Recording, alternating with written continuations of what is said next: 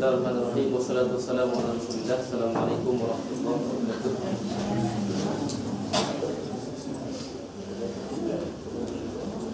Alhamdulillah rabbil alamin wa bihi nasta'in wal 'aqibatu lil muttaqin wa la 'udwana illa 'alal zalimin. Nahmaduhu subhanahu wa ta'ala wa nashkuruhu wa natubu ilayhi wa nastaghfiruh wa nashhadu an la ilaha illallah wahdahu la sharika lahu wa nashhadu anna sayyidana wa nabiyyana wa habibana wa 'azimana Muhammadar Rasulullah sallallahu alaihi wasallam ar-rahmatul muhdah wa ni'matul muhdah wa siratul munir. Allahumma shalli wa sallim ala sayyidina Muhammadin wa ala alihi wa sahbihi wat tabi'in wal muhtadin bi hadina yaumil amma ba'd. Alhamdulillah, pertamanya kita syukur kepada Allah Subhanahu Wa Taala kita dapat bertemu pada kali yang keempat, kali keempat, yang mana ini kuliah yang keempat. Kita akan insya-Allah hari ini akan dihabiskan surah Al-Fatihah dan kita akan habiskan pengajian hadis bagi tajuk yang pertama lah, perkara yang pertama. Pada minggu yang lepas kita telah bincang berkenaan dengan apa dia? Ayat iyyaka na'budu wa iyyaka nasta'in. Baik, kita telah membaca kata-kata daripada Imam Zamakhsyari segi bahasa. Jadi kita tengok pula bagaimana tafsir iyyaka na'budu wa iyyaka nasta'in. Boleh tengok pada atas sekali ni. Tengok kesar yang letak ni, iyyaka na'budu wa iyyaka nasta'in. Kita telah pun baca ayat khusuka ya Allah bil ibadati wa nakhussuka bi talabil i'anah. Yang mana kita bila mana kita ni membaca Al-Fatihah, kalau kita perhatikan kita membaca dengan lafaz kami sembah. Kami sembah, iaitu kami memperhambakan diri kami. Aku masuk kat sini, kalau kita baca segi bahasa, kami ni hanya mengkhususkan kepada kamu wahai Allah untuk beribadah. Dan kami ni mengkhususkan kepada kamu untuk kami ni minta pertolongan. Ada dua perkara kat sini, na'budu wa nasta'in. Ada dua perkara, bi talabil i'anah. Fala na'budu ahadan siwak. Yang mana kita ni kalau kita perhatikan di sini, fala na'budu ahadan siwak. Masuk kat sini juga adalah apabila dalam solat kita baca Al-Fatihah, kita kata bahawa kami ni tidak akan memperhambakan diri kepada selain kamu kecuali kamu sahaja. Fala na'budu ahadan siwak. Laka wahdaka rabbana nadhillu wa naqta wa nastaqinu wa nakhsha wa iyyaka rabbana nasta'inu ala ta'atika wa mardati. Kalau tengok di sini, banyak yang ulama sebut di sini pelbagai bentuk perkataan supaya kita ni dapat menjiwai dalam pelbagai sudut lah. Jadi maknanya kita tidak hanya sekadar apabila kita baca Al-Fatihah di dalam solat, hina naqra Al-Fatihah fi solat ni. Baik, ketika mana kita membaca Al-Fatihah dalam solat, kita baca, kita melafazkan perkataan iyyaka na'budu wa iyyaka nasta'in. Dia bukan hanya merujuk kepada makna terjemah saja, bukan. Tiada beberapa lagi ayat yang lain. Kita tengok, pertama kita khususkan kepada Allah Ta'ala kita beribadah. Kedua kita minta pertolongan. Ketiga kita sebut di situ kita tidak akan menyembah selain pada Allah Ta'ala. Laka wahda Rabbana, maksudnya kita sebut kepada Allah Ta'ala kita ni hanya bagi kamu sahaja kami ni menghinakan diri dan kami tunduk. Kita di kalangan manusia kita ni, kita ada orang atas, ada orang bawah.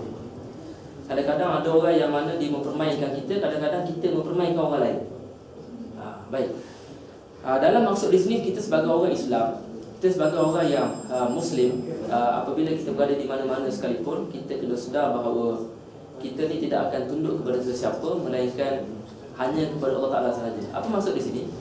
17 kali, maksudnya 17 kali sehari kita baca dalam 5 kali solat, yang mana kami hanya akan tunduk kepada Allah Ta'ala sahaja. Apa maksudnya? Kalau kita pergi ke mana-mana, kita sebut kami hanya akan tunduk kepada Allah Ta'ala sahaja. Apa yang kita bayangkan di sini? Kita pergi di seluruh dunia ni, kita akan jumpa pelbagai sistem. Kita pergi mana-mana sekalipun, kita akan pergi jumpa dengan pelbagai keadaan, situasi dan sebagainya. Yang mana kita tengok keadaan, situasi, sistem tersebut, dia adalah kita kira apa dia? Kita kira kalau bukan peraturan yang Allah Ta'ala buat, maka itu adalah peraturan yang manusia buat. Maka apakah layak untuk kita ni tunduk? Kalau kita dah sebut 17 kali, maknanya kita seakan-akan macam kita, kalau orang tanya kita sekali pun kita kata kau confirm ke tidak kau buat macam ni? Tak, kita kata confirm. Kalau sekali kita sebut memang nampak yakin. 2-3 kali, kalau berkali-kali, mana kita memang kita nak membuktikan kepada orang bahawa kita benar-benar tidak akan tunduk hanya kecuali kepada Allah Subhanahu Wa Taala. Baik. Seterusnya kalau kita tengok lagi di sini, hanya kepada Allah Taala sahaja kami ni akan memberi tumpuan. Perkataan khusyuk ni biasanya kalau kita faham dalam bahasa Melayu kita, khusyuk ni maknanya bila mana kita solat kita hanya ada khusyuk di situ. Khusyuknya, tapi orang Melayu dia kata khusyuknya baca buku, khusyuknya apa lagi. Tapi kalau kat sini khusyuk kat sini adalah maknanya fokus kita dalam apa saja kerja kita buat, kita kena cuba ajar diri kita supaya kita ni boleh fokus. Fokus hanya kepada Allah Taala sahaja. Wa iyyaka rabbana nasta'in ala ta'atik wa mardatik. Dan hanya kepada kamu sajalah wahai Tuhan, wahai Allah Subhanahu Wa Taala, kami ini akan mentaati dan kami mengharapkan keridaan. Okay, fa innaka al-mustahiq likulli ijlan wa ta'zim. Yang mana kamu lah yang paling berhak sekali untuk sebagai usaha untuk kita ni meninggikan sesuatu, kita mengagungkan. Kemudian ni yang paling menarik di sini adalah kalau kita perhatikan bila mana kita sebut hanya kepada kamu lah kami minta pertolongan, itu wala yamlikul qudrah. Yang mana kita ni sebagai wala yamlikul qudrah kat sini maknanya kita tidak memiliki sebarang kemampuan ala aunina ahad siwa. Maknanya kita kata kat sini tak ada seorang pun di kalangan kita ni yang memiliki keupayaan melainkan kamu Allah Subhanahu Taala. Maknanya kalau sekalipun kita kata boleh berjalan, kita boleh buat kerja, kita ni tenaga banyak, kita ni stamina, kita fit dan sebagainya, yang mana itu kemampuan yang kita ada itu bukan milik kita, kita tahu. Yang keduanya, tanpa Allah Subhanahu Taala kita sendiri pun tidak akan ada sebagai kemampuan yang kita rasa pada ketika itu. Maknanya begitulah.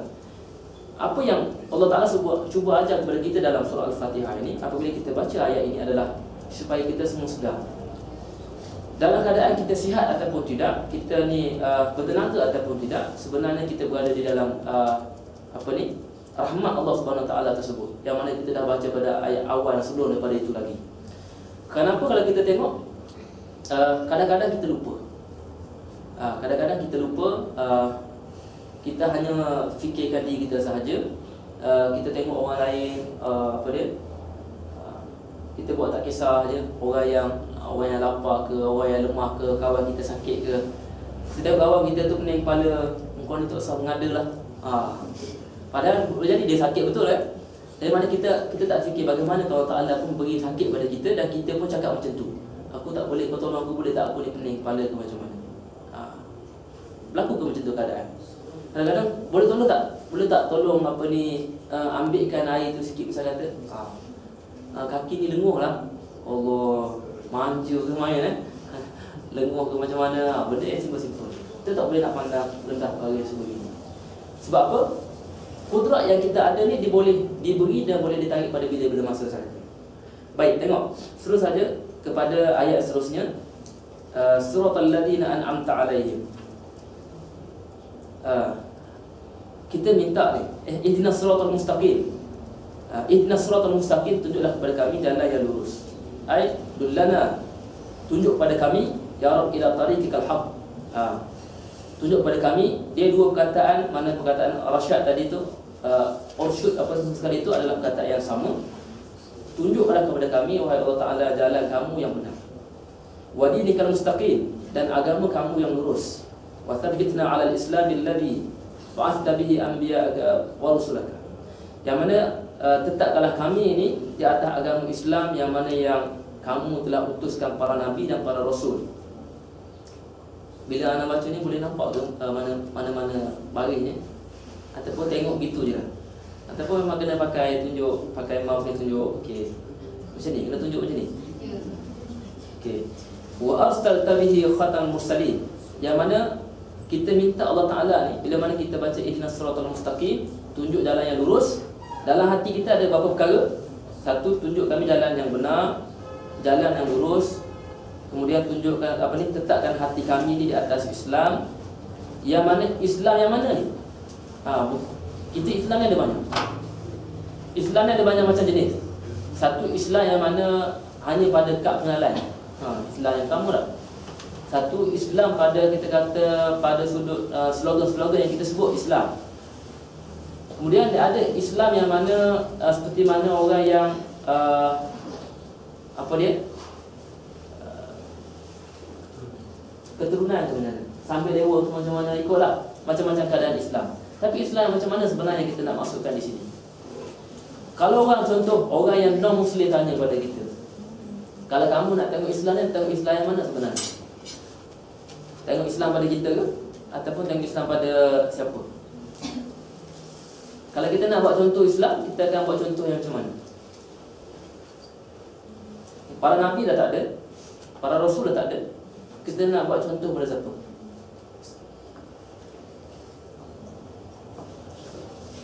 Dia kata siapa dia tak, aku tak kenal. Macam mana? Tak ada orang lain dah, kita lah.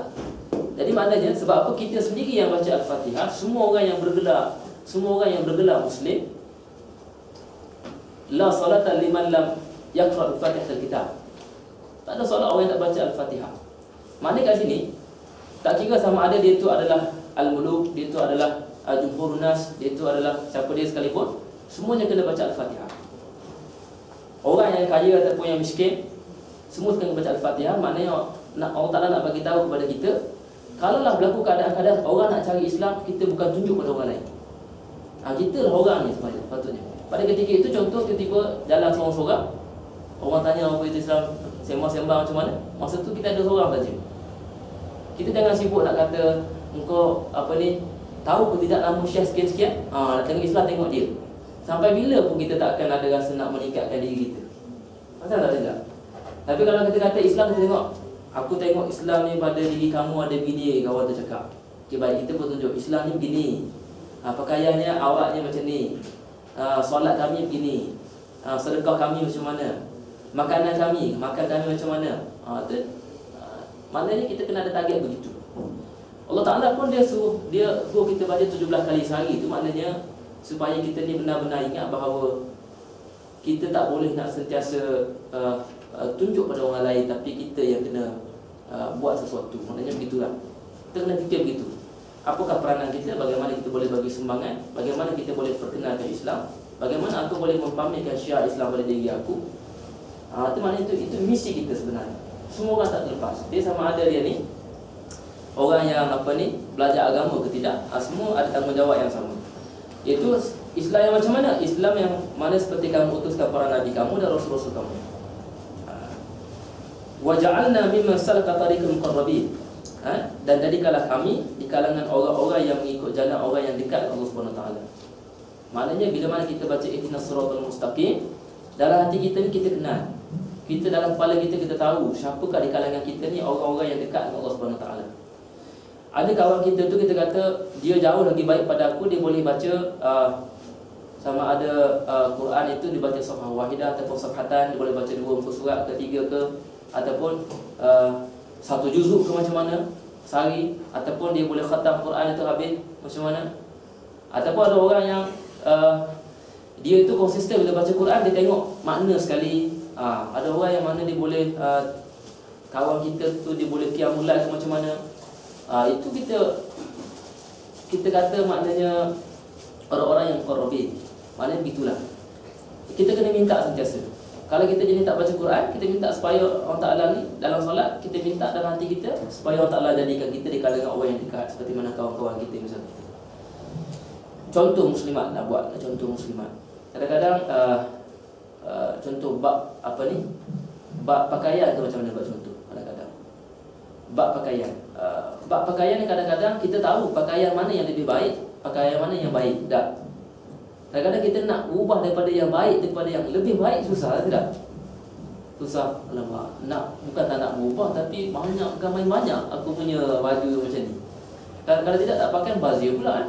Kalau aku bagi kat orang lain pun aku tak nak lah orang lain dapat macam ni. Assalamualaikum. Baik, tengok. Kemudian kita baca lagi. Siratal ladzina an'amta 'alaihim ay tariqin man tafaddalta 'alaihim bil judi wal in'am minan nabiyyin was siddiqin wasyuhada'i was salihin wa hasuna ulaika rafiqa. Yang mana kita minta, kita sebut pula, lepas pada kita minta Allah Ta'ala tunjuk jalan, kita sebut pula jalan yang mana orang yang telah kau berikan nikmat. Kenapa tidak gunakan orang yang telah kau berikan kelebihan dan sebagainya? Tengok apa dia? Di sini jalan orang-orang yang telah kau berikan kelebihan ke atas mereka. Di sini tempat ni orang yang telah kau berikan kelebihan. Man tafaddalta alaihim bil judi wal in'am. Yang kamu berikan kemuliaan, kamu berikan nikmat. Tak ada nikmat yang paling besar melainkan nikmat orang yang boleh beramal dengan Islam yang baik. Kalau kita kata Allah nikmatnya makan, nikmatnya jalan, nikmatnya berjaya dan sebagainya, tak ada nikmat yang paling besar adalah melainkan orang yang boleh beramal. Bukan orang yang tahu kan? Orang yang tahu bahasa Islam pun maknanya boleh cakap, boleh baca tafsir ni pun, kalau dia tidak beramal, itu dia belum mendapat nikmat. Macam orang cakap, oh seronoklah ustaz-ustaz ni dia boleh faham dia boleh faham kitab. Itu belum bukti yang dia sedang diberikan nikmat Islam yang sebenar maknanya. Nikmat Islam tu macam mana? Apabila dia mampu beramal. Lepas tu kalau kita tengok ada hadis Nabi SAW, maknanya kalau kita ambil pada awal hadis, maknanya al-kaisu mandana nafsahu wa amila lima ba'dal maut. Maknanya begitu. Orang yang cerdik dia sebenarnya dia bukan dia kata oh kau ni cerdik belajar medik, kau ni cerdik belajar agama. Bukan cerdik belajar, tapi orang cerdik yang Nabi SAW disebut di sini adalah orang yang mana dia tahu diri dia dan dia beramal untuk lepas mati esok ba'dal maut. Maknanya begitu. Kalaulah kita hanya beramal ni sekadar kita kata kita tak rasa pun dalam ibadah seharian kita ibadah tu adalah demi untuk hari esok, untuk hari lepas kita mati. Itu ada benda yang tak kena lah. Kurang menepati maksud. Sebab apa? Kita boleh beza perasaan. Kalau kita satu ketika kita hanya buat ibadah tersebut hanya sekadar Allah, kalau tak buat nanti berdosa, rasa macam tu je. Dia tak sama dengan perasaan kadang-kadang kita beribadah hari ni, oh aku beribadah macam apa ni untuk bekalan untuk aku mati misalkan. Macam mana kita akan cuba buat ibadah pada ketika itu? Kita akan cuba buat dengan sebaik mungkin. Nak tanya kalian semua, pernah atau tidak bila mana baca kita dalam keadaan tergesa-gesa, baca Al-Fatihah pun laju ke main? Pernah? Pernah kan? Pernah atau tidak kadang-kadang kita baca Al-Fatihah tu kita cuba baca dengan betul-betul tertib, dengan betul-betul baik? Pernah juga? Pernah atau tidak kita baca Al-Fatihah ni kita cuba gambarkan sekali makna Al-Fatihah? Pernah? Baik, macam-macam keadaan ada kan? Tengok. Kemudian disebut para nabi, para siddiqin. Siddiqin ni siapa dia? Orang yang benarkan agama. Orang yang benarkan agama ni macam mana? Maknanya bila apa-apa sahaja yang dia tahu daripada Quran ataupun daripada hadis, maknanya dia akan membenarkan.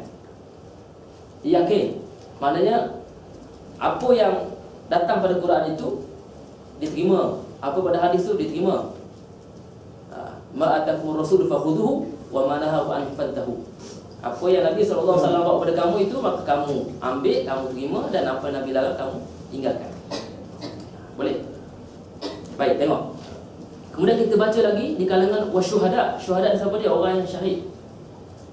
Syahid ni, syuhada ni yang paling utamanya adalah orang yang syuhada di dalam peperangan, dalam medan peperangan, dan orang yang soleh. Dan kemudian kita baca lagi suratul ladzina an'amta 'alaihim ghairil maghdubi 'alaihim waladdallin. Kat sini ada cerita yang mana ana sebut pada minggu lepas, ada cerita tentang Al-Masihiyyin, Nasrani dan juga orang Yahudi. Kita menafikan, maknanya kita tak nak jalan seperti mana orang Nasrani, orang Yahudi. Mereka itu diberikan diturunkan kitab Injil dan Taurat, Nabi Isa dan Nabi Musa alaihi wassalam. Yang mana kalau kita tengok dua-dua tu semua adalah kitab Injil, Taurat, Al-Quran, semuanya adalah kita kata risalah min indillah. Maksudnya semuanya adalah wahyu min Allah, semua adalah wahyu. Tetapi tengok orang yang masih pada hari ini dia dah seleweng. Maka kita dah, maksudnya apa dia mereka ini dia beriman dengan memegang kita bahasa Arab panggil sebagai taslih. Taslih ni maknanya Trinity, kan? Dia ada, tengok dia dah tersesat. Orang Yahudi macam mana orang Yahudi dulu? Orang Yahudi ni kalau kita baca dalam surah Al-Maidah sebagai contoh, apabila disuruh kamu ni Nabi Musa AS suruh orang Yahudi ni masuk ke Palestin, ya qaumi dukhulul ardal muqaddasata allati kataballahu lakum, ila akhir ayat. Dia tengok, wahai kaum aku, masuklah kamu semua ke Palestin. Ni ceritanya apabila kaum Yahudi ni dia selamat lari daripada Fir'aun, lari sampai di pinggir Jabal Tursina, hari ni di Saint Catherine di Sinai, Jalur Sinai tu. Kita tengok ada satu kawasan yang mana Nabi Musa AS ni terima wahyu supaya menyuruh Bani Israel ini masuk ke Palestin. Apa yang mereka jawab?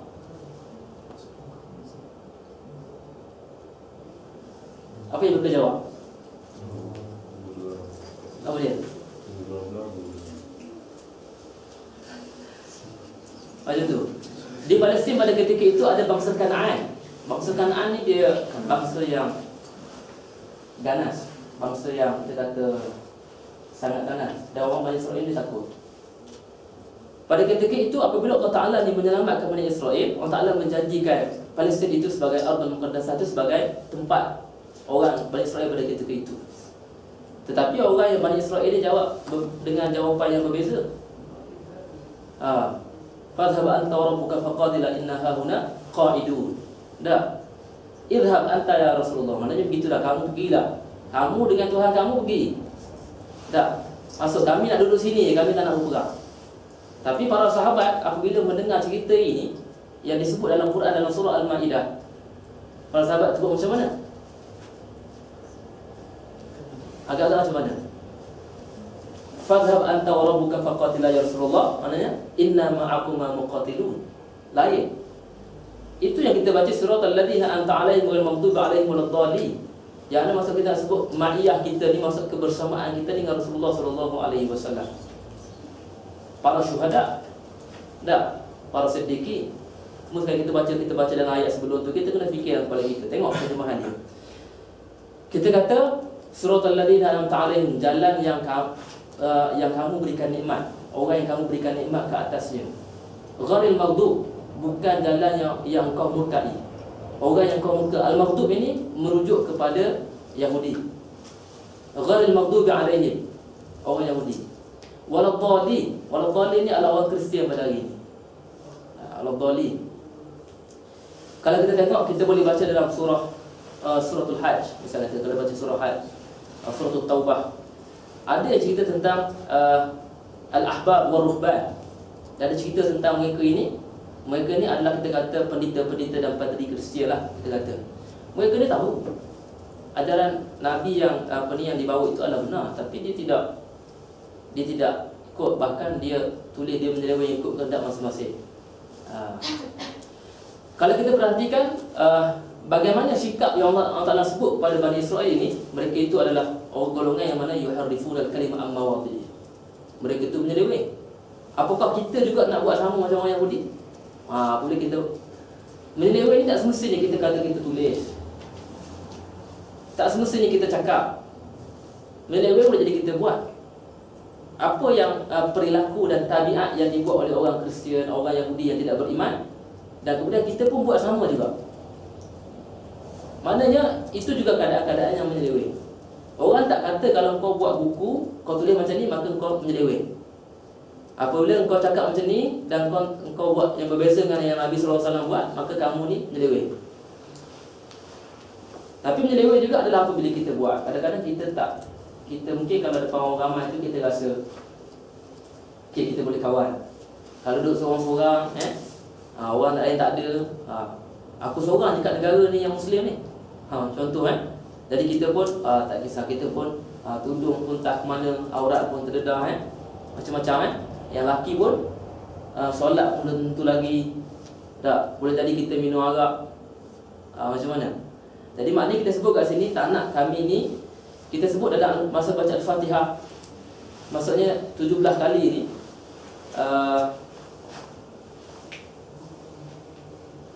kita kena fikir tu nak gambarkan macam mana. Kadang-kadang mungkin fikiran kita hari ni tak sama dengan hari esok. Apa yang kita fikir tu berdasarkan apa yang kita lalu pada hari tersebut, apa yang kita baru buat. Yang lama-lama biasanya kita lupa. Jadi maknanya bila mana kita sebut siratal ladzina an'amta 'alaihim wal maghdubi 'alaihim ni, kita kena fikirkan apa kita tak jauh. Bukanlah jalan seperti mana yang orang Yahudi buat pada hari ni. Bukanlah perangai-perangai dia, kata-kata dia. Orang Yahudi ni dia suka cakap lain, buat lain. Kita ni tak macam tu. Aku pun tak nak supaya menjadi seperti mana perangai dia.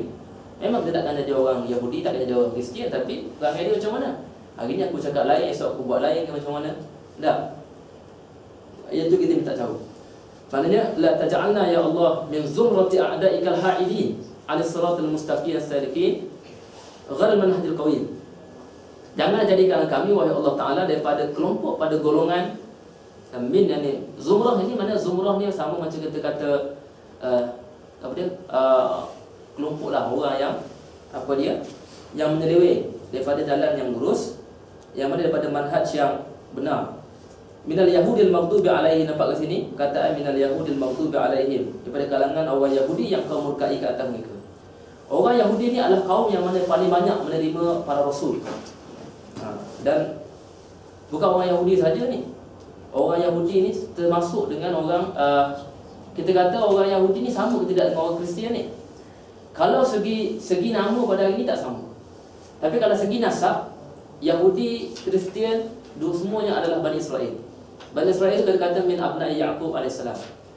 Nabi Ya'qub ini juga terkenal dengan Nabi Israel. Isra bermakna Isra, Abdul Il makna Allah dalam bahasa Ibrani, bahasa Hebrew. Maknanya tengok, anak Nabi Ya'qub alaihissalam ni ada ramai, ada 12. Antaranya adalah Nabi Yusuf. Ada nama Yahuda, tapi bila sebut Yahuda ni disebut jadi dia susah nak sebut jadi Yahuda. Kemudian pengikut dia orang yang disebahkan kepada yang keturunan Yahuda tu jadi Yahudi. Jadi daripada Nabi ini, Nabi Yusuf, kemudian muncullah pula Nabi Musa alaihissalam. Lepas Nabi Musa kita tengok lagi, tengok siapa lagi yang anak dia, Nabi Daud, Nabi Sulaiman, semua sekali itu adalah keturunan Bani Israel. Kaum yang paling banyak diberikan rasul, banyak rasul, dan kaum yang paling banyak mendustakan rasul.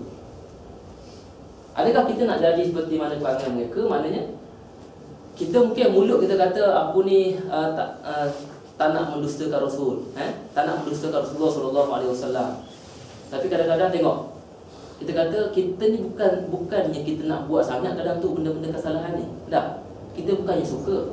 Kadang-kadang kita tak dapat nak kawal diri kita, kita kata. Betul tak? Tak dapat nak kawal diri. Itulah yang pentingnya kita ni duduk bersama dengan satu komuniti yang besar, duduk dalam satu kumpulan. Contoh kita tengok, Nabi SAW telah bersabda, apa dia? Asyaitan adhi'bul insan kadhib bil ghanam. Kadhib bil ghanam ya'khudhu asyatal qasiyah wan nahiyah. Dia akan syaitan ini seperti mana serigala bagi bigi-bigi. Syaitan dengan manusia ni seperti mana serigala bagi bigi-bigi. Itulah maknanya kambing lah kita kata. Yang mana serigala ni dia tak akan menyerang kumpulan yang besar. Dia akan mengambil bigi-bigi yang yang terpisah, yang duduk jauh daripada dia punya koloni dia tu. Kemudian apa lagi disebut? Pernah tahu hadis ni? Tak pernah tahu.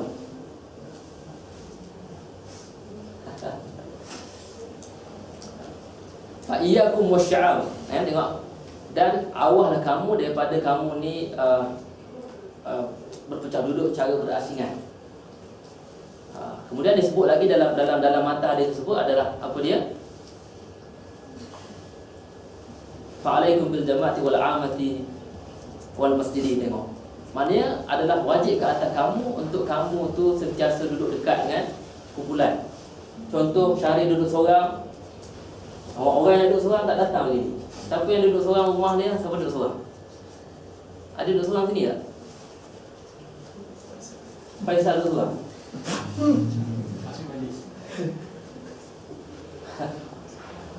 Wawahi yaskur fi baitiha. Fi mushkilah. لابد عليه أن يجتمع berjamaah.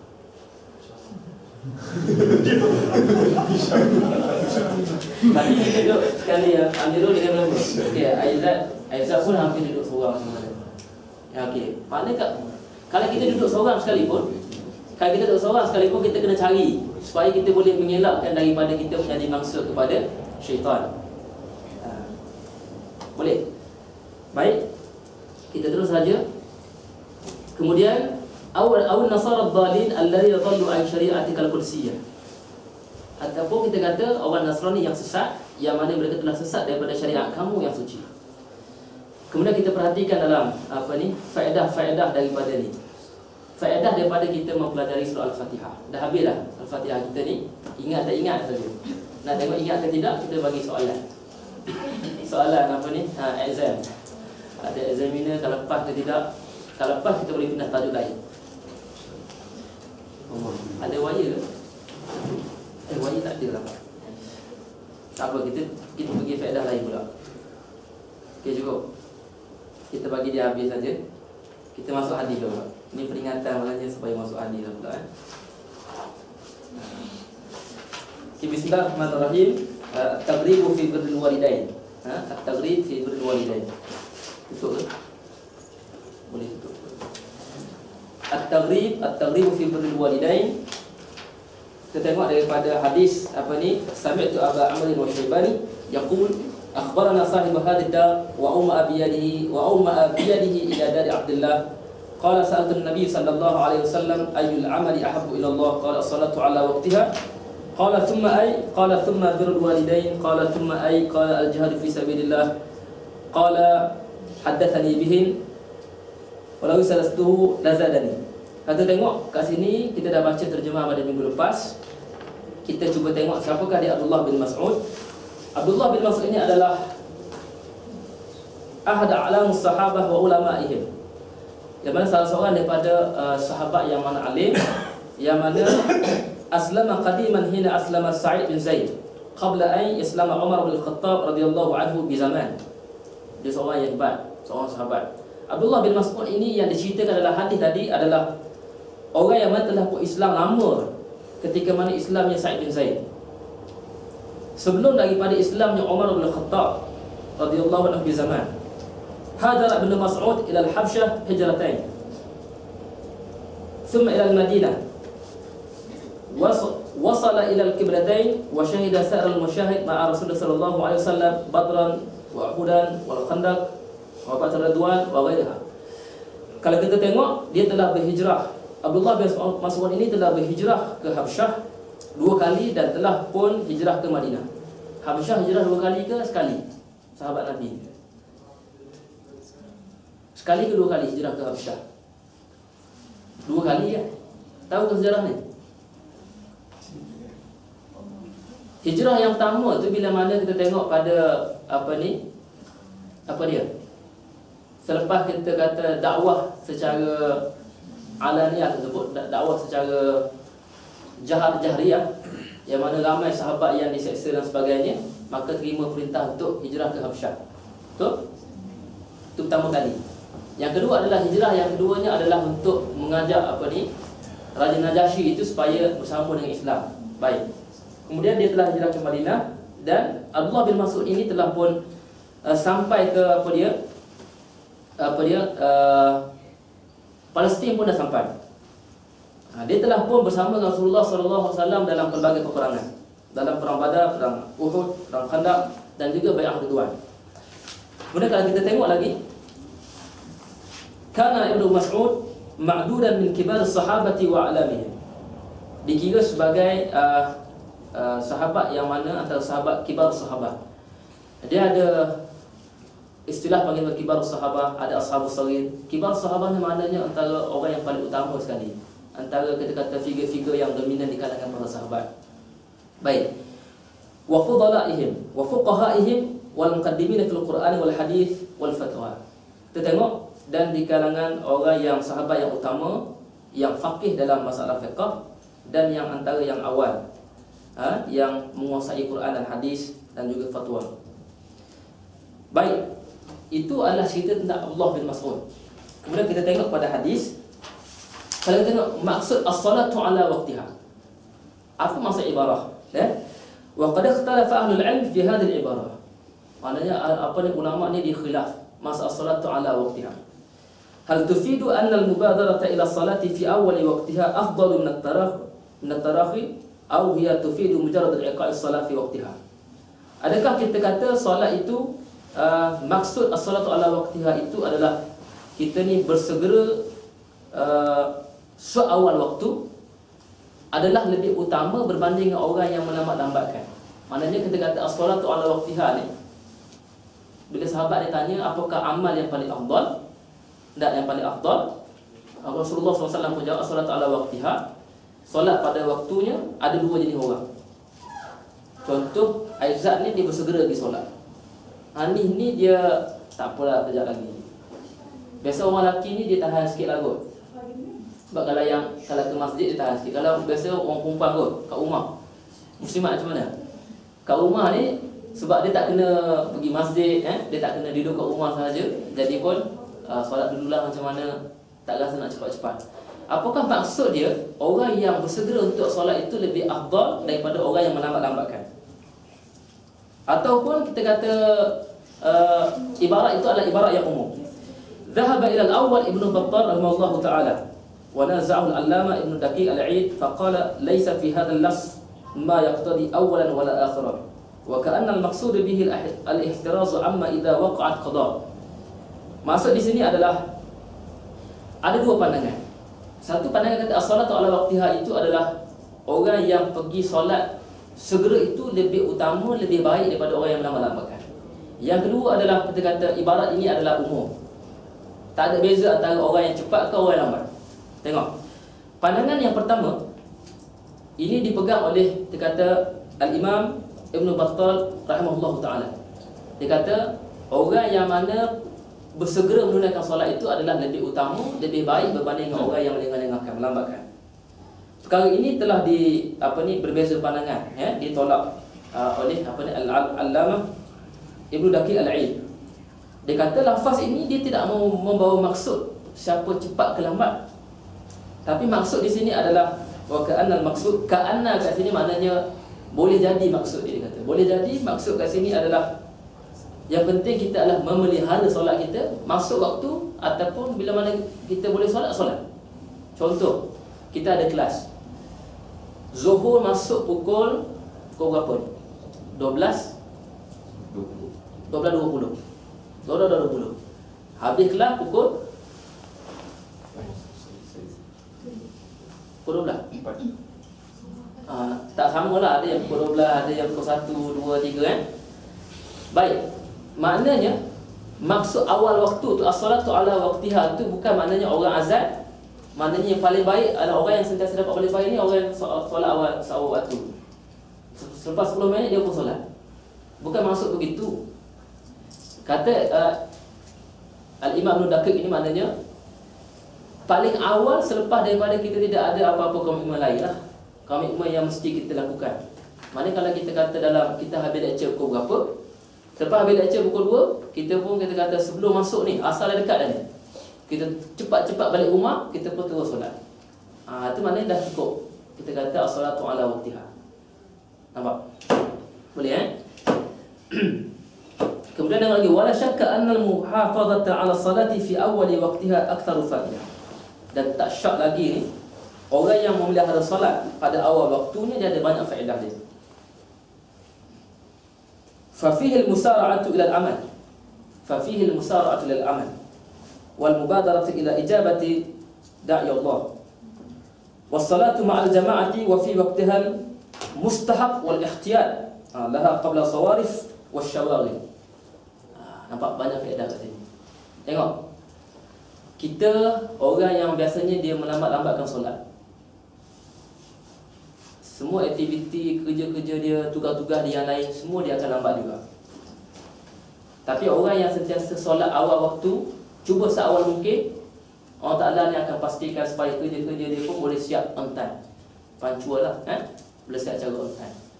Jadi kalau kita rasa ada masalah, buat apalah, kenapa aku susah sangat nak siapkan kerja aku ni cepat? Kenapa aku nak habiskan, kenapa aku ni baca buku ni lambat? Susah betul aku nak faham. Ni penting juga. Kita sebagai student ni, kita belajar ni, kita baca buku. Kadang-kadang kita rasa cepatnya kita boleh faham. Tak, kadang-kadang kita susah nak faham. Tak, kenapa tu? Cuba cek balik. Kalau masa kita cepat faham tersebut, boleh jadi pada ketika itu kita cepat menunaikan solat. Cuba cek balik. Kalaulah kita lambat faham, tengok balik solat kita dalam beberapa hari sebelum pada tu adakah kita ni jenis orang yang lambat solat ataupun melengah-lengahkan solat. Kalau kita nak cepat hafal Quran, kita nak cepat belajar, cepat faham, cepat habis exam, semua segala-galanya cepat. Tapi ini satu ni lah, satu kita kata satu ukuran. Ada jenis orang yang mana Allah Ta'ala bagi cepat juga. Bagi cepat, dia habis exam cepat, dia faham pun cepat, tapi dia cepat lupa pula. Cepat lupa tu boleh jadi juga maknanya sebab dia pun tak jaga kualiti solat. Dia tidak ada al-muhafazah, tidak ada al-ihtiras, tak jaga solat dia. Solat pun dia memang cepat solat, tapi solat main-main je. Kenapalah aku ni bila habis masa nak pergi exam tu memang akulah orang yang paling cerdik sekali. Masa aku lah orang paling alim sekali. Kalau suruh present tajuk ni aku rasa aku yang boleh bentang semua Tak sampai seminggu 2 minggu dah lupa Macam mana? Tambah pula yang Qadiyah pula rotation banyak. Baru je habis exam yang hari tu Ni masuk exam lain pula. Yang exam yang sebelum ni dah tak ingat apa dah. Apa benda tak tahu Ingat yang exam ni je.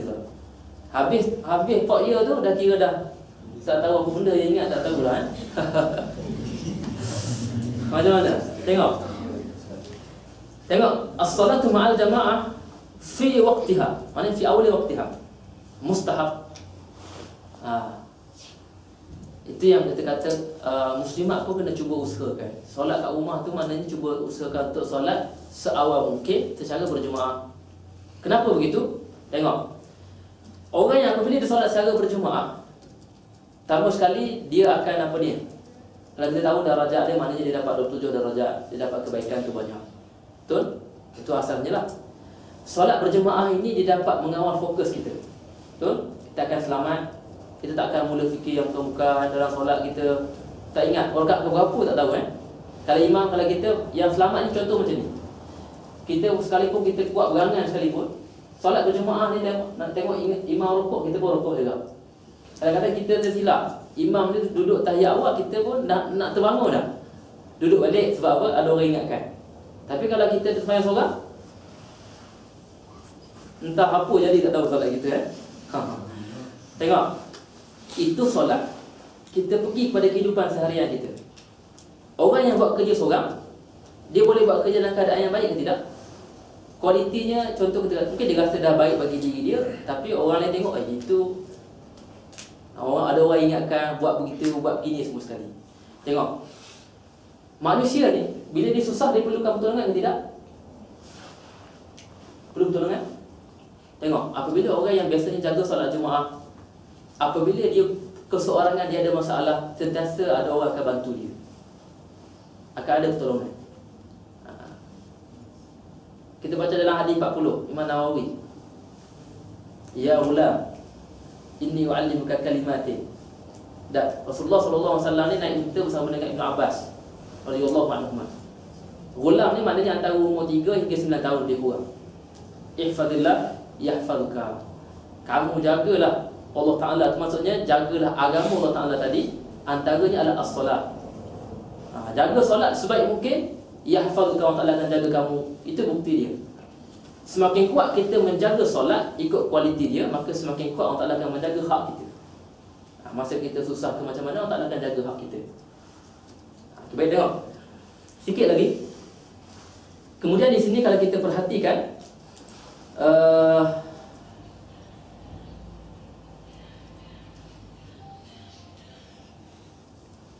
kita nak ambil banyak perbincangan dia. Kita tengok kemudian thumma ay qala birrul walidain. Ambil sikit dalam sekitar 5-10 minit. Thumma ay al-a'malu afdalu aw ahabbu ila Allah ba'da as-salati ala waqtiha.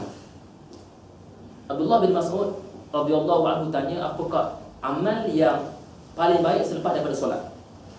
Maka dia jawab solat ala waqtiha ni selepas pada itu adalah birrul walidain. Birrul walidain huwa al-ihsanu ilaihima. Maknanya kita, kalau birrul walidain ni, kita buat kebajikan pada orang tua kita, ibu bapa kita, maknanya kita buat ihsan. Apa makna ihsan? Kita dah tanya minggu depan ihsan. Ihsan tu bahasa Melayu ada.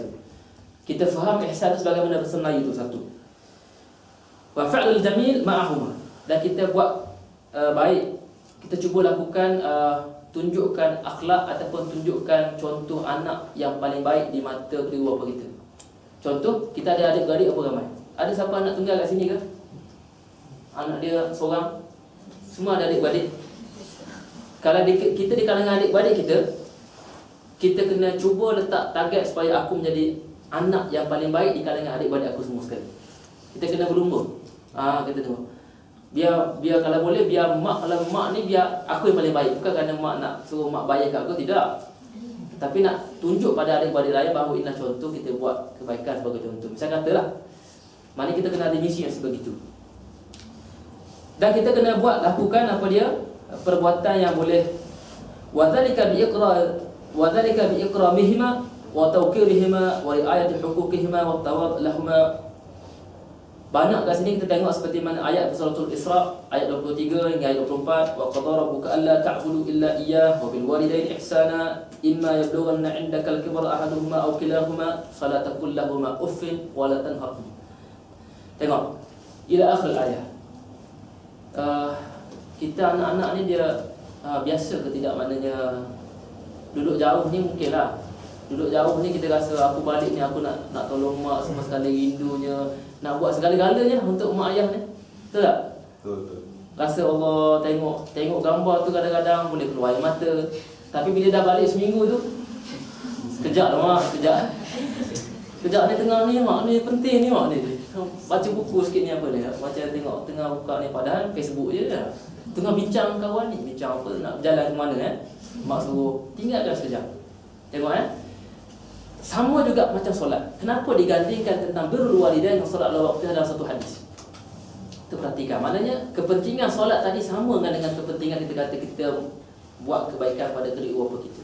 Sama penting sebenarnya. Semakin cepat kita ni mengikut perintah ataupun menunaikan permintaan mak ayah kita tu, semakin cepat Allah Taala pun akan bagi apa yang kita nak. Semakin lambat kita ni menunaikan permintaan mak ayah kita, lambatlah kita akan dapat. Sama juga tengok. Baik.